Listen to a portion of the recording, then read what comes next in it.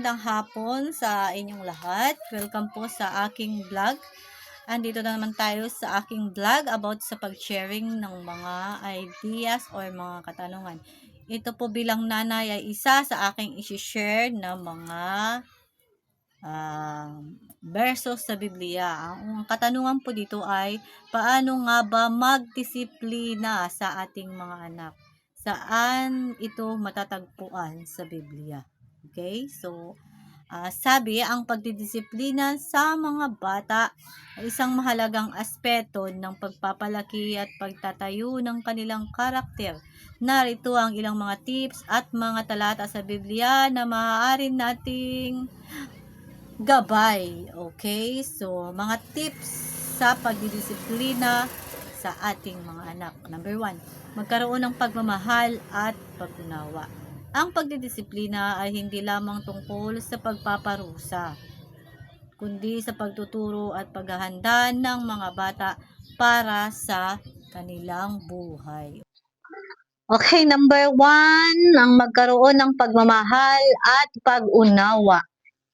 Ang pagdidisiplina ay hindi lamang tungkol sa pagpaparusa, kundi sa pagtuturo at paghahanda ng mga bata para sa kanilang buhay. Number 2, magtakda ng malinaw na limitasyon, patakaran. Ang mga bata ay nangangailangan ng mga panggalan at mga patakaran upang malaman nila kung ano ang tama at mali.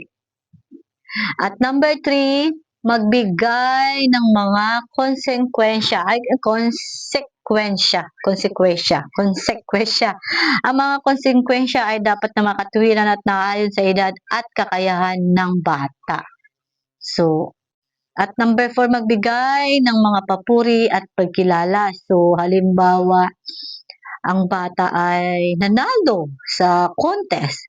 So, kailangan natin silang approach or ipuri na sabihin natin ay, wow, ang galing naman ng aking anak. So, para madagdagan naman yung kanilang believe sa sarili, diba? Na kaya pala nila yun. So, number 4, mabigay ng mga papuri at pagkilala.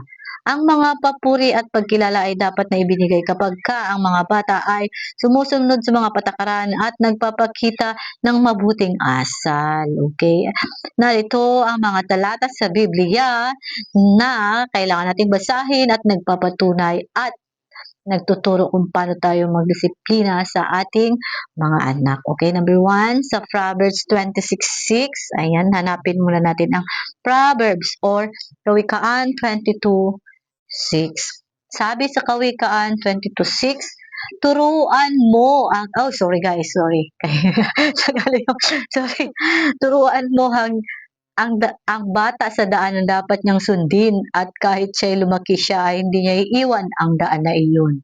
Ito, at sabi naman sa Kawikaan or Proverbs sa English, sa chapter 23 verse 13 to 14, huwag mong iwan ang pagdidisiplina sa bata kahit na ito ay magdudulot ng mga luha sapagkat ang pagdidisiplina ay magdudulot ng buhay.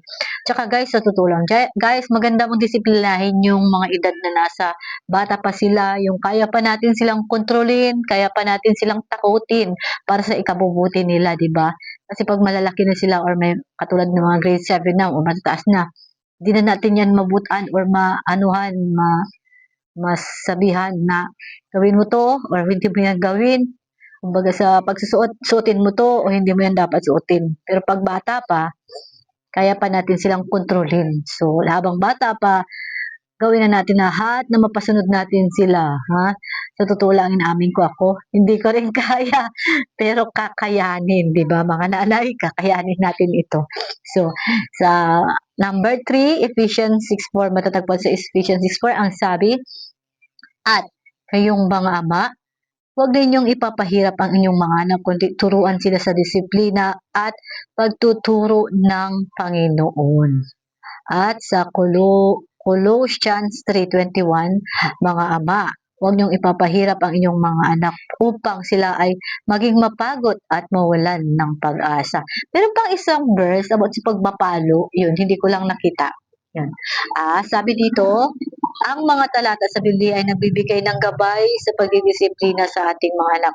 Ang pagdidisiplina ay dapat na ginagawa sa pagmamahal at pag-unawa at dapat na may mga konsekwensya at mga papuri. So, ang disiplina sa ating mga anak, yung sinasabi dito ng mga papuri, ayun na nga, 'di ba?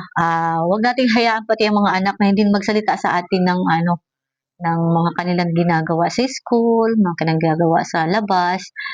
Kasi minsan tayong nanay, magsasalita pa lang yung mga anak natin, medyo kukontrahin na natin, sasabihin na natin, minsan binabaliwala natin yung sinasabi nila, 'di ba? So, dapat makinig din tayo, hindi yung tayo lang yung palaging papakinggan ng mga bata, dapat makinig din tayo sa mga sasabihin ng bata, sa mga gusto ng bata, ano po?